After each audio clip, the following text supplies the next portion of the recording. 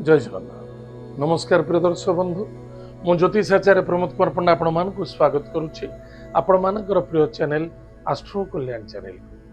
प्रिय दर्शक बंधु, जो व्यक्ति मान तो चैनल को देखुंटे सब्सक्राइब करना सब्सक्राइब करंतु, लाइक करंतु, अधिक अधिक शेयर करंतु। एबे आसंतु जानिमा भगवान शनिदेवंकर नक्षत्रर परिवर्तनता, राशि परिवर्तन नुहे नक्षत्रर परिवर्तन। ताहले शनिदेव अछंती मीन राशि उत्तर भाद्रपदा नक्षत्र। वर्तमान 17 मे 2026 रु 9 अक्टोबर 2026 पर्यंत शनिदेव उत्तर भाद्रपदा नक्षत्र मीन राशि रेवती नक्षत्र को आगमन करेंगे। जो रेवती नक्षत्र को गोचर करेंगे ताले रेवती नक्षत्र स्वामी होचंती स्वयं बुध। इष्ट देवता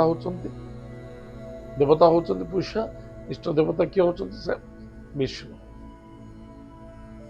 ताहले जो व्यक्ति जन्म जातक राशि होची बिच्छा राशि, अन्यथा जन्म जातक लग्न होची बिच्छा लग्न। जदि आपण पाखरे जातक नाही, नाम राशि होची बिच्छा राशि, निश्चित रूप से एपिसोड देखिबा अत्यंत आवश्यकता अछि। प्रिय दर्शक बंधु, आज हम चर्चा करिबा बिच्छा राशि व्यक्ति मानक पाए।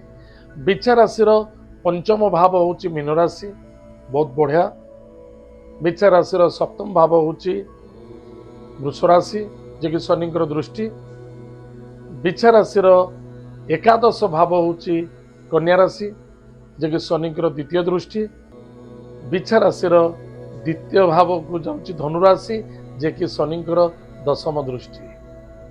ताहले सबुठारु गोल्डन पीरियड होची बिच्छा राशि व्यक्ति मानक पाए। जदि कहा जाए 17 मे 2026 ठारू 9 अक्टोबर 2026 जबरदस्त सफलतार समय। ताहले बाणी व्यवहार प्रति टिके ध्यान देवे। मधुरता तो आसीबा, आउरी मधुरता करंतु, धैर्यवान हुंतु। ताहले भाग्यर परिवर्तनता देखा दब। ऑटोमेटिक देखिए बिच्छा राशि व्यक्ति माने बहुत क्रोधित हंती, कहना ग्रह राज्य मंगल। मंगल हेले कौन ना फायर, अग्नि तत्व ग्रह। से कार रे पदे बर्दाश्त करि परिबे, किंतु जेहेतु शनि रेवती नक्षत्र को जाउछन्ते, देखिबे तांकर बाणी रो केते मधुरता अछि, जबरदस्त परिवर्तनता आसीबो एवं संतान को नहीं मध्य आनंदित हे। विद्यार्थी सफलता अर्जन करिवे एवं विद्या बुद्धि जोगु सम्मान पदवी प्राप्ति मध्य देखा दउछि। नूतन जॉब बा कर्म क्षेत्र रे विजय प्राप्ति हेबे। देश विदेश भ्रमण जोग मध्य अछि। अर्थनैतिक क्षेत्र रे सफलता देखा देबो। इन्वेस्टमेंट रे यथेष्ट लाभवान हेबे। लव मैटर मध्य सफलता देखा देबो। विवाह मांगलिक कार्य मध्य सफलता देखा देबो। पार्टनरशिप रे बिजनेस रे मध्य उन्नति एवं सफलता देखा देबो। कौन सी भी कार्य करूचंती प्लानिंग अनुसार कार्य करो, जल्दबाजी नुहे। जदि आप ठीक प्लान अनुसार कार्य करूचंती अधिक रु अधिक लाभवान हेबे।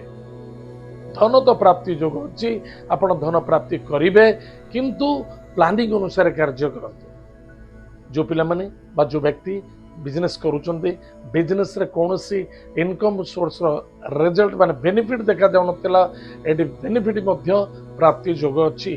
धार्मिक कार्य क्षेत्र रे जबरदस्त सफलता देखा दे।